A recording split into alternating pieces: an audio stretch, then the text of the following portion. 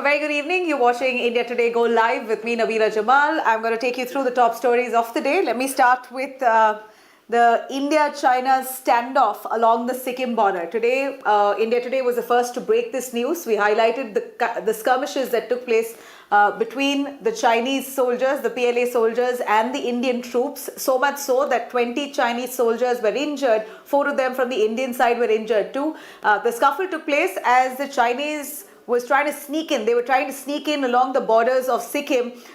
Indian forces were quite alert at the moment. They thwarted their attempts and pushed them back, which eventually led to a brawl.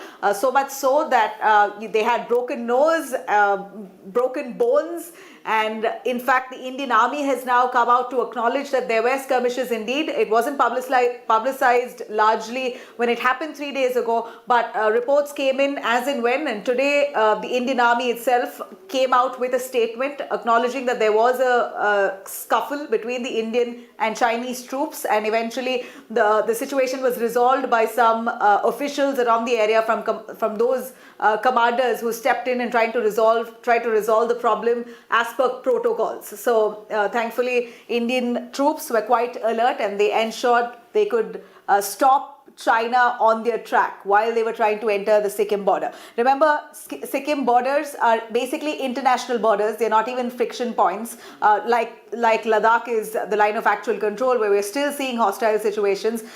Sikkim border areas, even though the Chinese have been trying as much as possible for capacity build up, trying inch by inch, moving forward towards the Indian side of the border, trying to intimidate India as they approach our border areas with troops. India has largely remained committed to securing those borders, and considering it's not even a friction point, these are international borders where both countries have for time immemorial maintained status quo. Here is China trying to push their way through by force, and this happens while at the same time, on the other hand, there are core commander level talks that are currently underway. 9th round of talks between India and China. In fact, just yesterday, the meeting that started at 11 a.m. ended at 2:30 a.m. It was almost 16-hour long meet that took place with Chinese core commanders.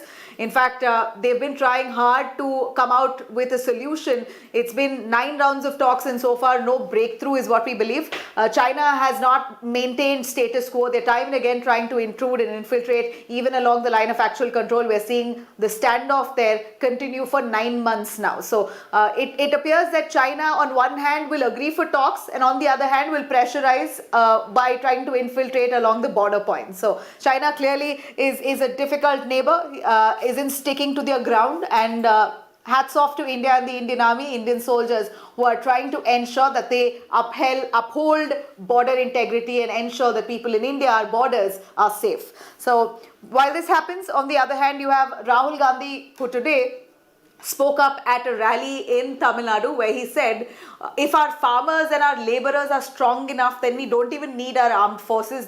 Our farmers and laborers are good enough to fight along the Indo-China border. This is not at all a well thought out statement, undoubtedly, considering when we're looking at hostile situations between India and China, the kind of commitment that Indian forces have put in place to secure our borders at a time like this when situations are tense. The least that Rahul Gandhi can possibly do is uphold the spirit of our Indian forces, our armed forces, but instead he talks about emboldening our laborers and our farmers and say that we don't even need armed forces if they are strong enough. I mean, can the armed forces be replaced? Of course, it can't be replaced, and that's what it's received some sharp sentiments from veterans of the armed forces who have hit out at Rahul Gandhi, saying that this is shocking and upsetting, to say the least, that Rahul Gandhi speaks of armed forces in such a trivial manner that they can be replaced. Is that what he's insinuating? And that's what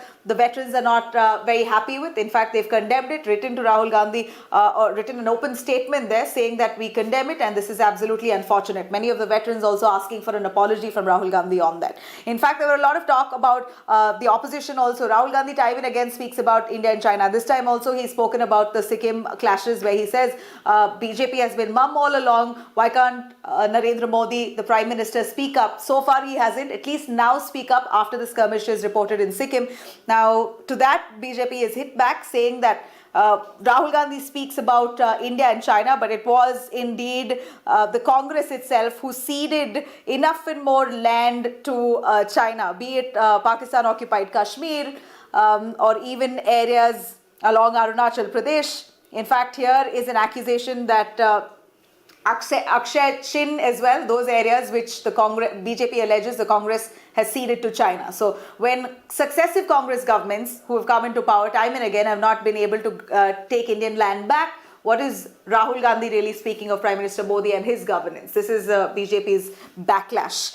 Now let me quickly go over to the political turmoil taking place in West Bengal ahead of the assembly polls. We're looking at the government now heating up against the TMC. Remember, there was Netaji Subhash Chandra Bose's portrait that was unveiled by President Ramnath Kovind at the Rashtrapati Bhavan, which many of the TMC leaders allege is not the true portrait of Netaji Subhash Chandra Bose. They say that those pictures that were unveiled by Ramnath Kovind, the president, were pictures of an actor called Prasenjit who enacted Netaji Subhash Chandra Bose in a film called Gumnam.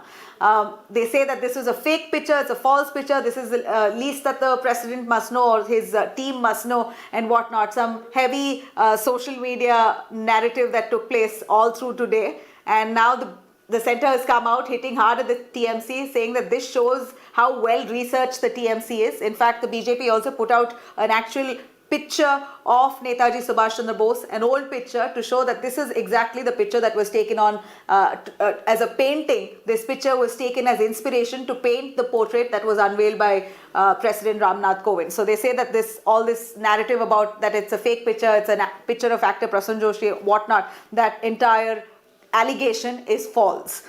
And TMC, of course, has been criticizing the government for insulting Bengali pride by not unveiling the right picture of Netaji Subhash Chandra Bose. Now, while that on one hand, we also have a lot of politics around Lord Ram and Jai Shri Ram chants in West Bengal. Remember, just 2 days ago, on the occasion of Netaji Subhash Chandra Bose's 125th birth anniversary, there was a grand event that was held in West Bengal where Prime Minister Narendra Modi had arrived, even Mamata Banerjee was part of it.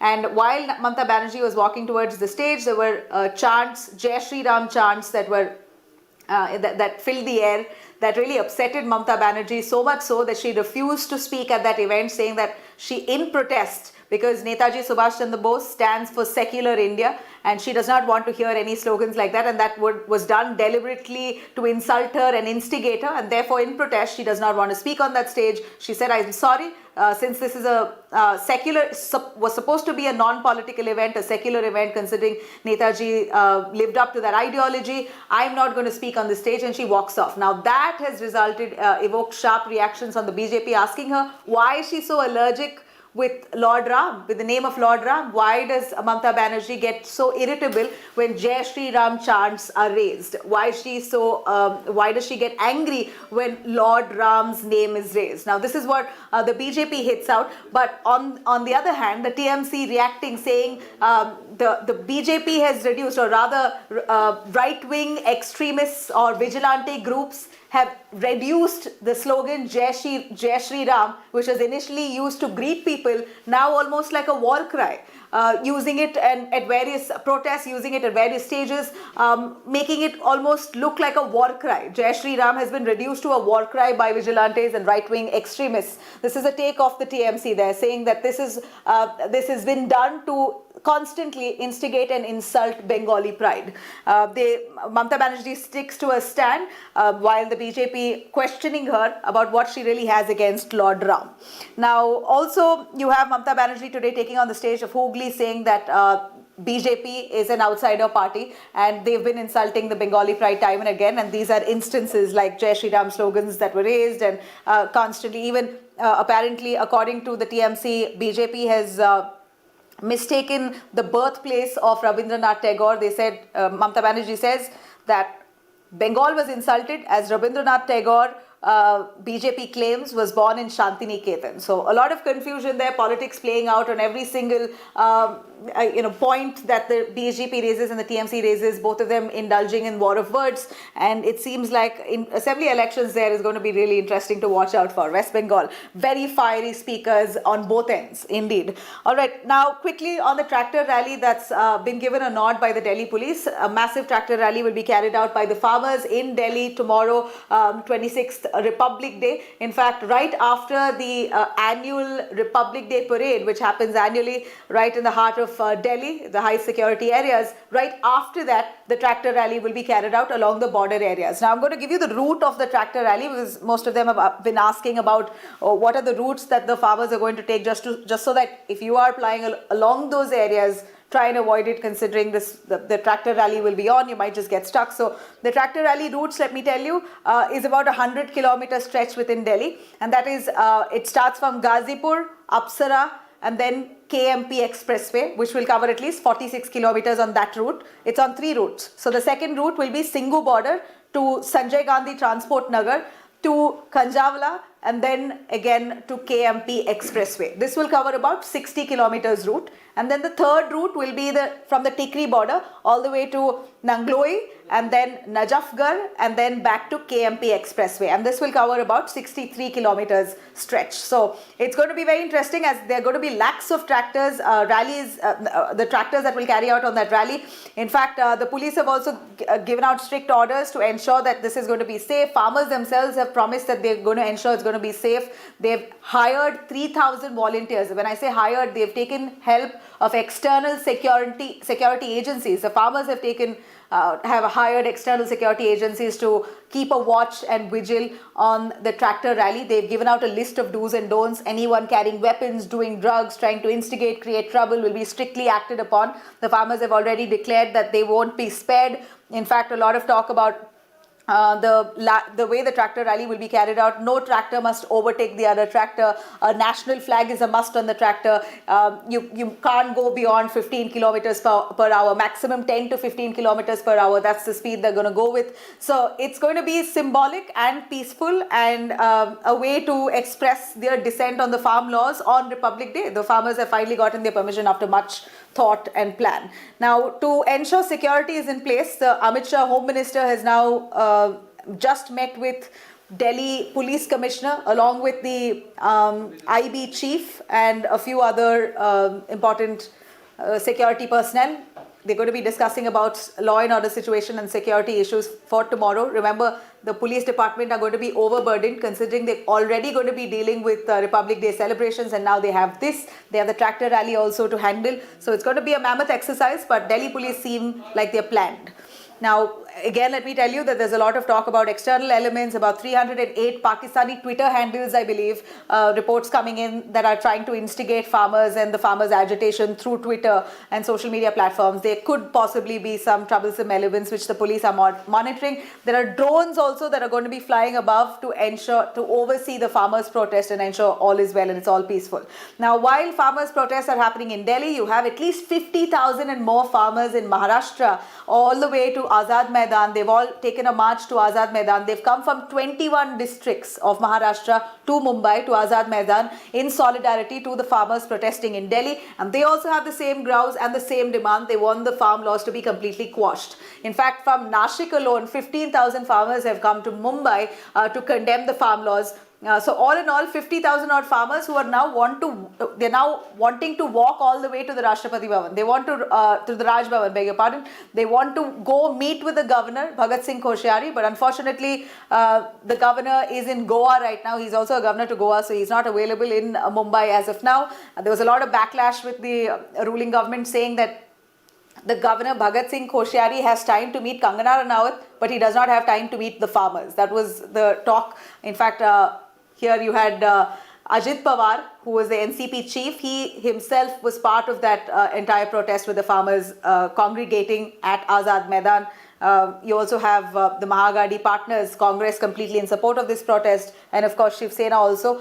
Aditya Thackeray sent his representative to be at the farmers' protest. So it was a massive show in Mumbai, farmers' protest, the agitation there that even now carries on, even as I speak. A lot of clashes between the police and the farmers, because farmers want to go to governor's house, but the police aren't allowing. So scenes are quite tense right now in Mumbai.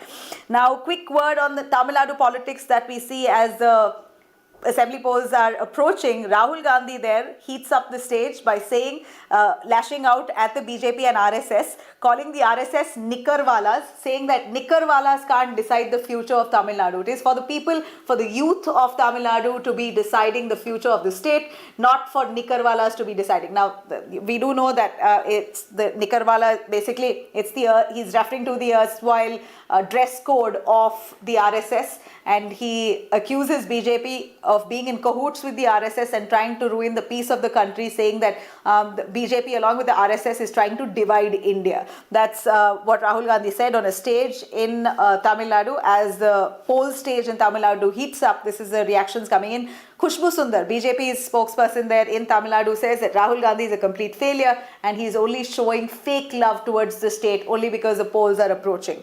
So that's that. We also have some action between AIADMK and the DMK in Tamil Nadu, where MK Stalin wielded Lord Murugan's veil. It's a weapon of Lord Murugan, and this has drawn sharp criticism from the AIADMK, who accuses DMK chief MK Stalin of all along being atheist. They say you've all along propagated atheism, and now suddenly right ahead of the assembly polls you're holding Lord Murugan's veil, the weapon, and you're taking pictures. This is just for optics and you're just trying to woo voters ahead of polls. So this is what happened there in Tamil Nadu while the poll stage heats up. As I wrap here, I usually give you a roundup of global news. Let me talk about coronavirus that's being handled in United States, America. Apart from India, of course, almost 15 lakh odd people have already got vaccinated in India, frontline and healthcare workers, which is fantastic. Looking at our population and the way the drive is being motivated across the country, we're so pleased that people are putting their apprehensions aside and actually moving forward to get their shot. Despite isolated cases of adverse events being reported, people are now finally allaying. In fact, the government has largely successfully tried to allay fears of people who are apprehensive of getting the vaccine shot. Now we're looking at more turnout, more numbers of healthcare and frontline workers coming forward to get the vaccine. In Mumbai alone, 90% of people came forward to get vaccinated. That itself shows that the people are getting boosted, they're motivated right now after the first few rounds. Now the subsequent rounds are having more traction. They're receiving more traction for the vaccine. Now the same vaccination drive in United States isn't going so well, considering there was a handover transfer of power from Trump to Joe Biden. Joe Biden pulled up the staff of Trump, asking them why was there such an ad hoc why was it so ad hoc with the distribution of vaccines? There was no strategy, there was no planning in place, and now he's come to office, he's sworn in as the President of the United States, and he's promised now that 10 crore people will be vaccinated in just the next 100 days. This is Joe Biden's promise. Apart from that, Australia is also now going to be starting their inoculation drive by February. They claim that 80,000 people will be vaccinated per week, and they've approved the Pfizer-BioNTech COVID-19 vaccine. Egypt, on the other hand, has already begun their vaccination drive on Sunday, and they're using China's vaccine, the Sinopharm. And then you have Egypt also ensuring that their healthcare workers are going to get vaccinated. And the second phase, all the politicians in Egypt will get vaccinated, just like how India has planned as well. Prime Minister Narendra Modi will get vaccinated on the second phase, and even his ministers, his cabinet ministers, chief ministers of the states will get vaccinated in the second phase.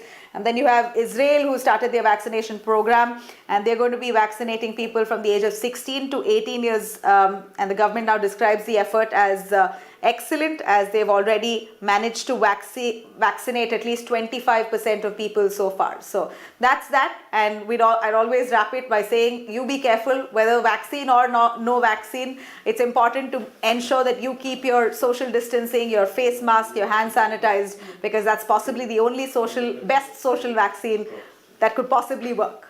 You have a great day. Thank you for watching.